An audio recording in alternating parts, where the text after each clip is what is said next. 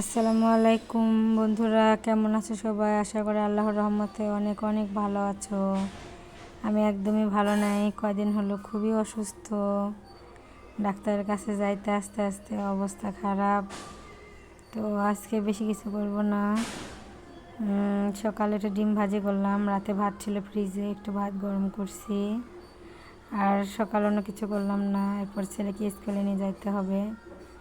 এই দেখো, স্কুল থেকে এসে আমি এদিকে মুরগির মাংস রান্না করতেছি, আর তোমার ওইদিকে পেঁপে ভাজি করতে হবে আবার, কারণ আমার হাজব্যান্ড তোমার ব্রয়লার মুরগির মাংস খায় না।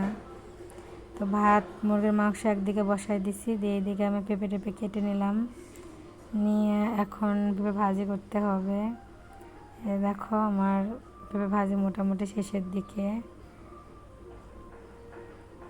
কি করব বলো বন্ধুরা, বাসায় তো আমি একা, বাচ্চা দুটো ছোট ছোট, এখন শরীর খারাপ, রান্না না করলেও তো হয় না।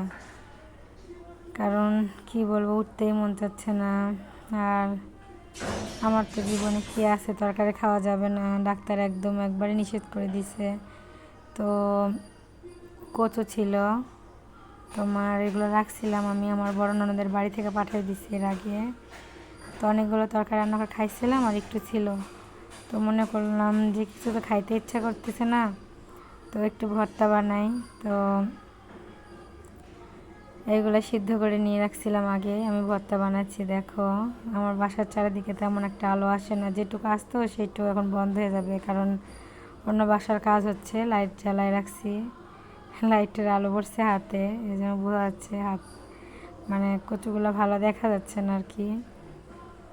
কি করব বলো, সকালে তো খাই না, রাত্রেও খাই না, এখন ডাক্তার বলতেছে দুপুরেও ভাত খাওয়া যাবে না, খাইলে পরে অনেক কম লাল চালের ভাত খাইতে হবে, কারণ আমার রক্তে অনেক কোলেস্টেরলের পরিমাণ বেশি, বেশি মানে খুবই বেশি। এখন বলতেছে যে হার্টের সমস্যা হয়েছে, হার্টে ঠিকমতো রক্ত যাওয়া আসা করতে পারতেছে না, মাথায় রক্ত ঠিকমতো চলাচল করতে পারতেছে না, রক্তের নালি পুরো কোলেস্টেরল বন্ধ হয়ে গেছে। এখন বলে যে সরিষার তেলও খাওয়া যাবে না, সয়াবিন তেলও খাওয়া যাবে না, আপনি অলিভ অয়েল নেন, না হলে পরে সানফ্লাওয়ার তেল ব্যবহার করেন। তো সানফ্লাওয়ারের তেল তো কেনা হয়নি, কি আর করার, বাড়ির সরিষার তেল ছিল, তাই দিয়ে ভর্তা বানালাম। কাঁচামরিচের ভর্তা খাইতে ভালো লাগে না, একদিকে গ্যাস্ট্রিকের সমস্যা, ডাক্তার মানা করে, এখন কি করব বলেন। তরকারিও খাওয়া যাবে না, ভাতও খাইতে দিবে না, যদি মুখে স্বাদ না পাই খাবো কি করে। তো এই জন্য শুকনো মরিচ দিয়ে আমি ভর্তা বানিয়ে নিলাম। ভর্তা দিয়ে ভাত খেতে এমনিতেই আমার ভালো লাগে। কথা বলতে অনেক কষ্ট হচ্ছে বন্ধুরা, যদি কোনো ভুল ত্রুটি হয় অবশ্যই ক্ষমা করে দিবেন, কারণ আমার বুকে প্রচুর ব্যথা। এই যে খাওয়া দাওয়া শেষ করে বিকেলে আসলাম, আমার ছেলে গাছ লাগাইছে এখানে, স্কুল থেকে আসার সময় তার ইচ্ছা হয়েছে, মাটি নিয়ে আসছে, নিয়ে এসে গাছ লাগাইছিল, গাছ লেগেছে, দেখেন কি অবস্থা।